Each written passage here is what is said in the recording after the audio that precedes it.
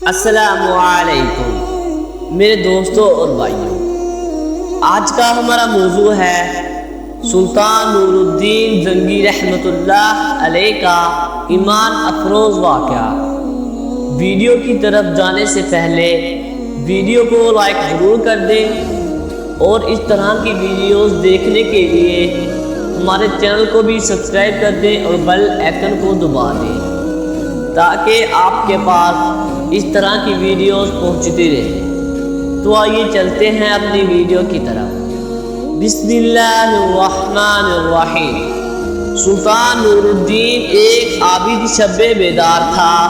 وہ ایک عظیم الشان سلطنت کا فرما روا ہونے کے باوجود ایسا مرد درویش تھا جس کی راتیں مسلح پر گزرتی تھی اور دن میدان جہاد میں وہ عظمت و کردار کا ایک عظیم پیکر تھا جس نے اپنی نوک شمشیر سے طریق اسلام کا ایک روشن باب لکھا۔ سلطان نور الدین زنگی رات کا بیشتر حصہ عبادات و مناجات میں گزارتا تھا۔ اس کا معمول تھا کہ نماز عشاء کے بعد باکثرت نوافل پڑھتا اور پھر رسول اکرم صلی اللہ علیہ وسلم پر سینکڑوں مرتبہ درود و بھیج کر تھوڑی دیر کے لیے بستر پر لیٹ جاتا۔ چند ساعتوں کے بعد پھر نماز تہجد کے لیے اٹھ کھڑا ہوتا اور صبح تک نہایت خشوع و خضوع کے ساتھ عبادت میں مشغول رہتا۔ ایک شب وہ وظائف سے فارغ ہو کر بستر پر لیٹا تو خواب میں 3 بار رسول کریم صلی اللہ علیہ وسلم کی زیارت ہوئی۔ بعض روایتوں میں ہے کہ سلطان نے متواتر 3 رات حضور اکرم صلی اللہ علیہ وسلم کو خواب میں دیکھا۔ ہر مرتبہ 2 آدمیوں کی طرف اشارہ کرتے ہوئے حضور اکرم صلی اللہ علیہ وسلم نے فرمایا، نور الدین یہ آدمی مجھے ستا رہے ہیں، ان کے شر کا استحصال کر۔ نور الدین یہ خواب دیکھ کر سخت مضطرب ہوا، بار بار استغفار پڑھتا اور رو رو کر کہتا، میرے آقا مولا کو میرے جیتے جی کوئی ستائے یہ نہیں ہو سکتا۔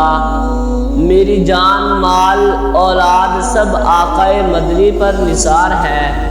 خدا اس دن کے لیے نور الدین کو زندہ نہ رکھے کہ حضور اکرم صلی اللہ علیہ وسلم غلام کو یاد فرمائے اور وہ دمشق میں آرام سے بیٹھا رہے۔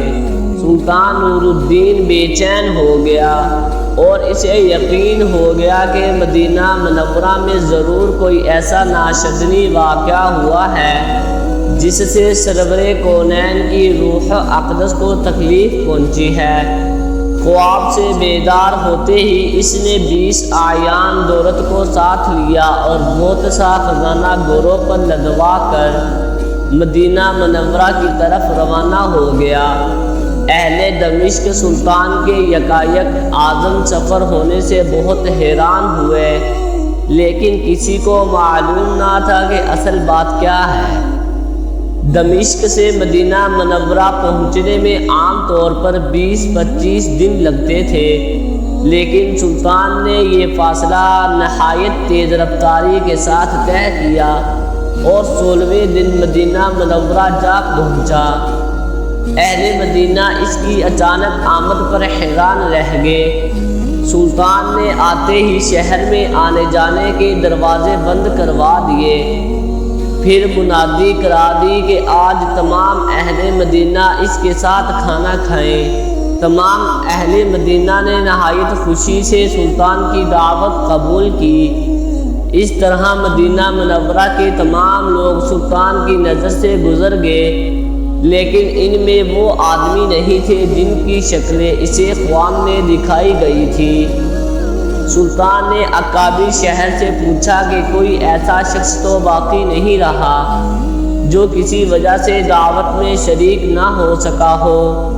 انہوں نے عرض کیا کہ اہل مدینہ میں سے تو کوئی شخص ایسا نہیں رہا جو دعوت میں شریک نہ ہوا ہو، البتہ 2 خدا رسیدہ مغربی جو مدت سے یہاں مقیم ہیں نہیں آئے۔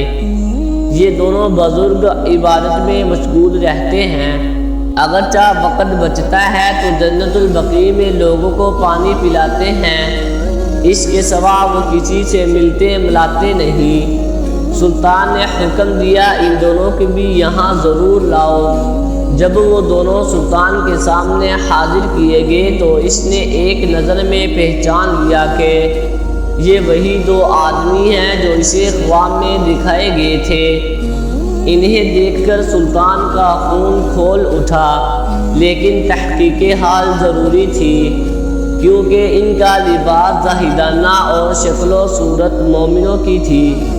سلطان نے ان دونوں سے پوچھا کہ تم دونوں یہاں کہاں رہتے ہو؟ انہوں نے بتایا کہ روضہ اقدس کے قریب ایک مکان کرایہ پر لے رکھا ہے اور اسی میں ہر وقت ذکر الہی میں مشغول رہتے ہیں۔ سلطان نے ان دونوں کو وہیں اپنے آدمیوں کی نگرانی میں چھوڑا اور خود اکابر شہر کے ہمراہ اس مکان میں جا پہنچا۔ یہ ایک چھوٹا سا مکان تھا جس میں نہایت مختصر سامان مکینوں کی زاہدانہ زندگی کی شہادت دے رہا تھا۔ اہل شہر ان دونوں کی تعریف میں رطب اللسان تھے اور بظاہر کوئی چیز قابل اعتراض نظر نہیں آتی تھی، لیکن سلطان کا دل مطمئن نہیں تھا۔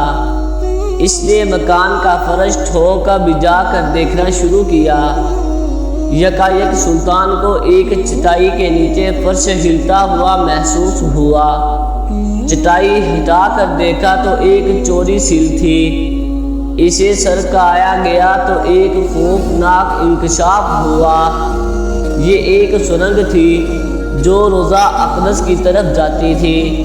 سلطان سارا معاملہ انن فنن سمجھ گیا اور بے اختیار اس کے منہ سے صدق اللہ و صدق رسولہ النبی الکریم نکلا۔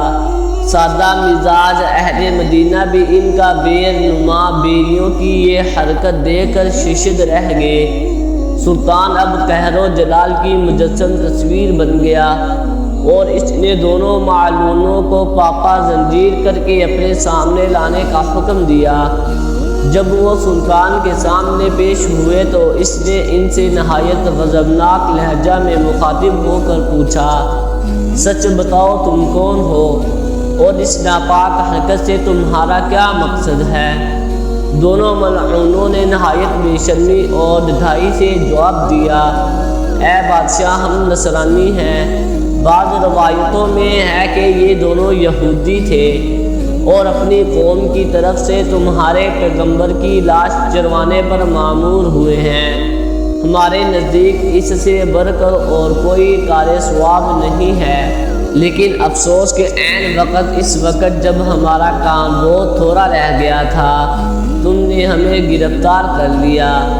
ایک روایت یہ ہے کہ یہ سرنگ حضرت عمر کے جسد مبارک تک پہنچ چکی تھی، یہاں تک کہ ان کا ایک پاؤں ننگا ہو گیا تھا۔ سلطان کا پیمانہ صبر لبریز ہو گیا۔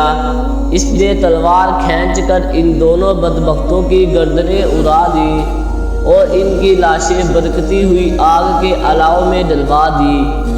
یہ کام انجام دے کر سلطان پر رخت طاری ہو گئی اور شدت گریہ سے اس کی گھگی بند ہو گئی۔